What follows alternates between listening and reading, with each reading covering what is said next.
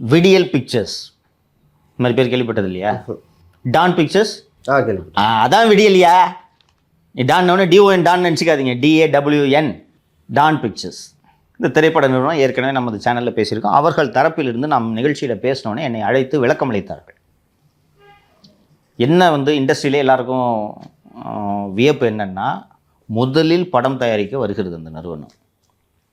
3 படங்களும் பெரிய ஹீரோ.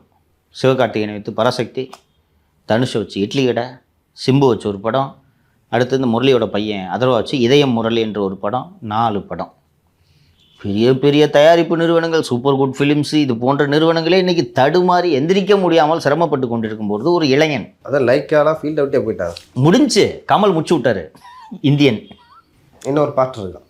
அது எதுக்குங்க ஏங்க அதுவே ஓட்டல எதுக்குங்கன்னு கேட்டேன். இந்தியன் பார்ட் 2 அவ்வளோ எடுத்து வச்சாரான். 4 பார்ட்டு வெளியிடுற அளவுக்கு ஃபுட்டேஜ் இருக்கான். மாதிரி அதே தான் யூஸ் பண்ணது போக மீதி வருது இந்தியன் 3. ஸோ வெறும் எடிட்டிங் தான். ஆமாம். ஸோ அந்த அடிப்படையில் இது எடுத்தோன்னா இண்டஸ்ட்ரியில் இது ஒரு டாக் வந்துச்சு. நமது நிகழ்ச்சியில் பேசினோன்னே அவர்கள் தரப்பிலிருந்து, டான் பிக்சர்ஸ் தரப்பிலிருந்து எனக்கு சில விளக்கங்களை அளித்தார்கள். பாருங்கள், நீங்கள் புரிஞ்சுக்குங்க.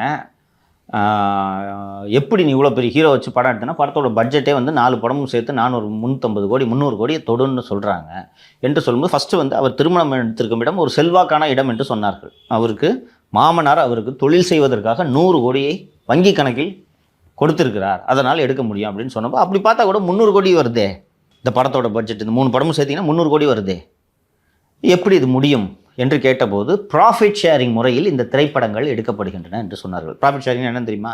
தெரியாது சார்.